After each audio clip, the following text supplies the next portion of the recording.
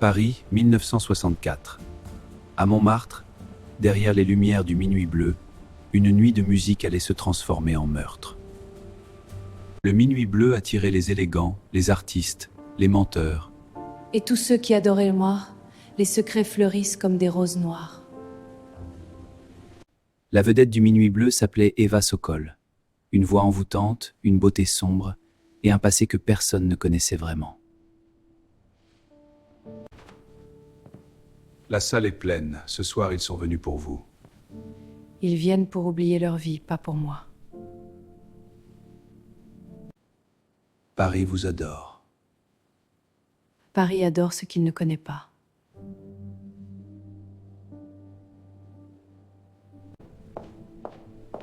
On t'attend en scène dans 10 minutes. Je sais lire l'heure. Pénoutique.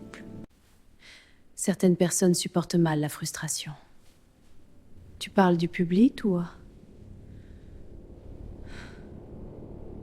Restée seule, Eva dissimula une vieille enveloppe derrière son miroir. Elle savait que cette nuit pouvait tout faire basculer. Quelques minutes plus tard, le présentateur annonça la vedette du Minuit Bleu sous les applaudissements. Et maintenant, mesdames et messieurs, la vedette du Minuit Bleu, Eva Sokol. Mais Eva n'apparut jamais. Dans le silence soudain de la salle, le malaise prit toute la place.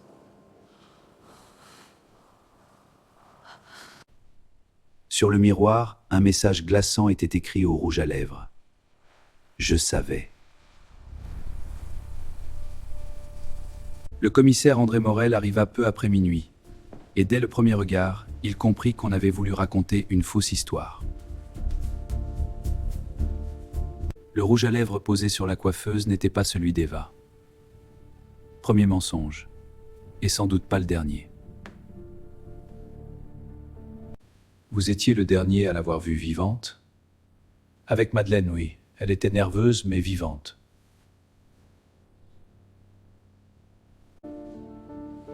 Vous ne l'aimiez pas beaucoup. Je n'aimais pas son arrogance.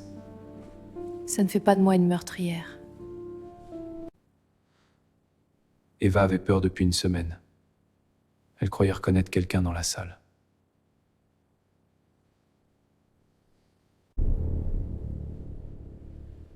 Pourquoi reveniez-vous chaque soir?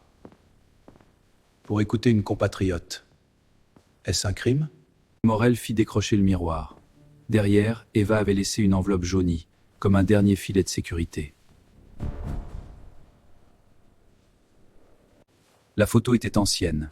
Eva connaissait Lucien bien avant Paris. Et les papiers parlaient d'un trafic qu'on croyait enterré. Vous la connaissiez bien avant Paris. Je peux expliquer.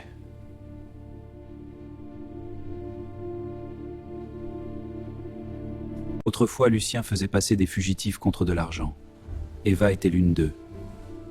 Mais sa sœur, elle, n'était jamais arrivée jusqu'au bout. Lucien murmura. Oui, elle savait. Elle me menaçait de parler. Mais je ne l'ai pas tuée. Si Lucien avait voulu la faire taire, il n'aurait jamais laissé derrière lui des preuves aussi compromettantes. Le vrai assassin était plus proche et plus fragile. Vous étiez amoureux d'elle, n'est-ce pas?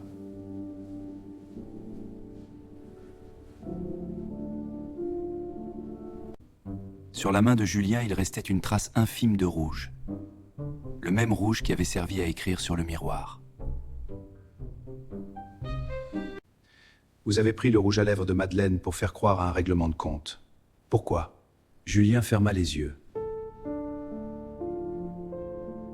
Julien avoua d'une voix brisée. Elle voulait partir encore. Elle m'a dit de la laisser. Je pars, Juliane. Laisse-moi. Et j'ai tout été le compris. L'assassin n'était ni le directeur, ni l'étranger inquiétant. C'était Julien Karadec, le pianiste, rongé par la jalousie, la peur de perdre Eva et une blessure qu'il n'avait jamais su taire. Le minuit bleu rouvrit. Les chansons revinrent. Mais certains jurent qu'au fond de la salle, quand le piano joue trop doucement, la voix d'Eva chante encore.